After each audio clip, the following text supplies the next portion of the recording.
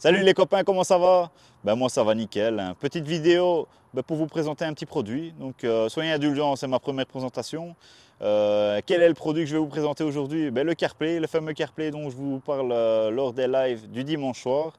Le CarPlay de chez CarPurite. Donc du coup, je vais vous le montrer. Non, non, ne bouge pas. C'est ma fille qui filme, donc du coup, elle s'improvise un peu caméraman.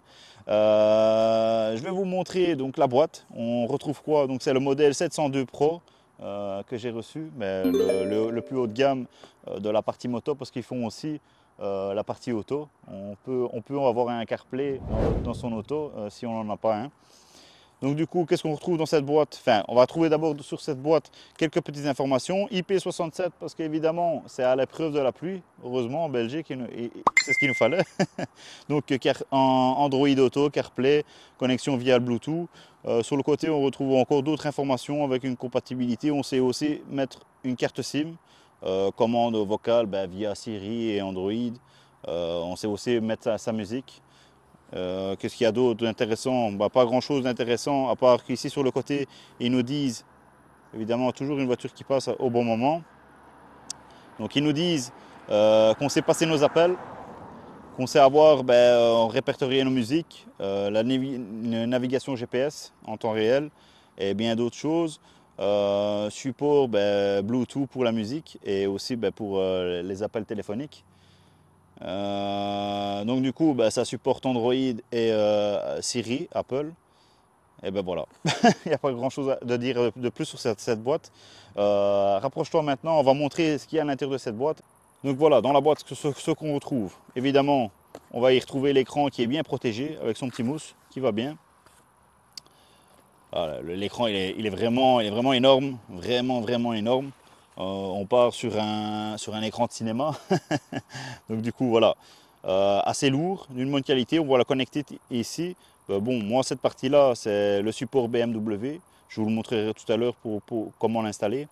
Le support BMW, donc moi je l'ai reçu comme ça, il n'y a que l'installer et voilà, et rien d'autre à faire. Pour ceux qui n'ont pas cette chance d'avoir une BMW avec un support d'origine, il y a d'autres possibilités de le mettre. Donc du coup, ils te le mettent quand même dans la boîte, même si moi je l'ai acheté avec le support, mais ils te le mettent quand même dans la boîte. Donc, du coup, dans la boîte, on y retrouve quoi? Tout un tas de trucs pour y fixer le CarPlay sur sa moto. Vous voyez, il y a ça. Donc ça se met sur votre guidon, enfin un emplacement comme, où vous pouvez le mettre sur votre moto. On y retrouve aussi du câblage pour le brancher sur sa batterie avec un fusible, etc. De différentes vis. Maintenant, je vous avoue que moi j'ai pas l'utilité. Donc il y a aussi par USB. Hein, donc, bon, je vous avoue que moi j'ai pas l'utilité vu que c'est du plug and play. Ah, il est trop fort, il donne aussi le fusible. Il donne aussi le fusible. Oh, il y a une espèce de cuir, je ne sais pas trop à quoi ça sert. Il y a une petite clé, ah, franchement sympa, il y a quelques petits trucs, je ne m'attendais pas à voir tout ça dans la boîte. Donc du coup, il y a aussi le manuel, hein, évidemment, le petit manuel qui va bien, qui vous explique le manuel, quoi, c'est un manuel, on ne va pas faire le tour du manuel non plus. Voilà. Soit. Donc voilà les copains, on se retrouve face au support BMW, vu que voilà, c'est encore une fois, je le répète, je vais me répéter 10 fois dans cette vidéo, mais moi je l'ai pris avec le support BMW, l'écran. Il y a la possibilité de le prendre sans, donc le coût est un peu moindre. Du coup, on se retrouve comme à l'origine, avec le petit cage de protection. Donc comment on fait pour l'enlever, ce petit cage de protection? On met la clé, on la tourne, on vient tirer sur la languette arrière ici, puis appuyer sur celle-ci, c'est le verrouillage, et voilà. On a enlevé la petite protection et on fait quoi? On vient avec son écran. Donc du coup voilà, on a le support ici. On vient installer son écran hop, sur la petite, enfin je sais pas comment on peut appeler ça, mais on vient l'installer, on vient le centrer et on va le clipser tout simplement. Vous voyez, l'écran est déjà dessus. Il n'y a plus rien d'autre à faire à part pousser sur le verrouillage ici pour pas qu'on nous le pique et retirer la clé. Voilà, hop, et on retire la clé et tout est OK. Normalement, si j'ai bien fait les choses, j'allume la moto, hop, et l'écran s'allume automatiquement. On voit bien l'écran? Nickel. Si on voit bien l'écran, c'est super. Et voilà, l'écran s'allume automatiquement. Maintenant, il faut un peu le temps. Voilà, le téléphone se connecte. Vous voyez, il y a un temps de latence c'est normal. Il faut que l'écran se connecte avec mon téléphone. Là actuellement, on est en train de filmer, donc il est dans les mains. Désolé pour le son. Ben, on est à côté de l'aéroport, donc je vous explique même pas, je me suis trop bien mis. J'ai choisi le meilleur emplacement pour faire une vidéo. Donc nous voici devant l'écran avec le menu d'origine, hein. Ça c'est pas le menu CarPlay. Donc ici il y a tout un tas de choses, ben, le niveau sonore des médias, voilà, on peut le mettre à fond, la voix aussi à fond. De toute façon ça je règle avec mon casque. On a aussi une partie pour affiner les réglages sonores, si vous voulez, si vous êtes chaud là-dessus. On a quoi d'autre? Ici, ça c'est le CarPlay. La luminosité, on peut le mettre automatiquement. On peut aussi changer l'arrière-plan du menu ici. Donc ici, les deux menus qui nous concernent, un peu CarPlay ou Android Auto. Il y a aussi la possibilité de passer des appels si vous insérez une carte SIM dedans. Écoutez votre musique. Voilà la carte SIM et aussi d'autres paramètres comme général, Wi-Fi, Bluetooth, etc. La langue, voilà, à vous de farfouiller là-dedans. Personnellement, voilà, je ne suis pas quelqu'un qui va vous montrer les techniques de cet appareil. Je vais juste vous montrer pourquoi j'utilise cet appareil-là. Donc pour le CarPlay exactement. Moi, je l'utilise essentiellement pour Waze. Regardez, vous voyez comment c'est fluide, franchement, c'est pas... Et puis la qualité d'écran aussi, elle est vraiment top.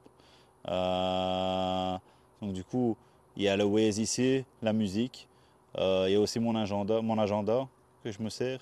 Et surtout aussi Kalimoto, ça c'est pas mal. Mais bon, après Kalimoto, je suis un peu déçu. Ça bug pas mal. Regardez comme là ça bug pas mal. Il faut que je redémarre en ce moment plusieurs fois pour que ce soit bon. On peut aussi passer des appels. Donc ici, il y a la Foxo téléphone. Je ne vais pas vous montrer, sinon vous allez voir tous mes numéros de téléphone. Toutes les applications que vous pouvez retrouver sur votre Android ou Apple CarPlay. La musique, WhatsApp, Waze, voilà, il y a d'autres applications que j'essaye. Voilà, j'essaye aussi le Scenic là. Voilà. Donc du coup les amis, on va clôturer la vidéo qui semble bien longue à la tête de ma fille là derrière qui en a marre de tenir la caméra.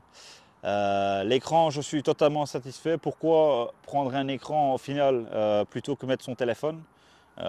Tout simplement parce que d'après mes expériences, désolé de bafouiller un petit peu comme ça, mais d'après mes expériences, mon ancien téléphone il a rendu l'âme. Il a rendu l'âme tout simplement parce qu'il était sur, on ne va pas citer la marque, il était sur un support de téléphone de marque bien connue, avec l'anti-vibration, etc. Mais les vibrations plus l'appui, ça l'a achevé tout simplement. Et c'était pas mon premier qui est passé comme ça. D'ailleurs, le téléphone de ma fille qui m'avait prêté, là aussi, il a rendu l'âme aussi. Bon, soit ça. C'est une autre histoire.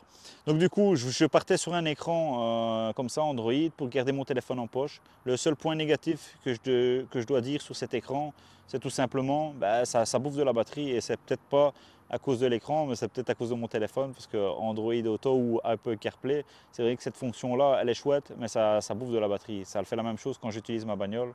Donc du coup, petite batterie. Je le recharge dans ma poche quand j'en ai besoin ou quand j'arrive dans un bar ou un truc dans le genre, quand je me désaltère le gosier. Et voilà, je recharge mon téléphone comme ça.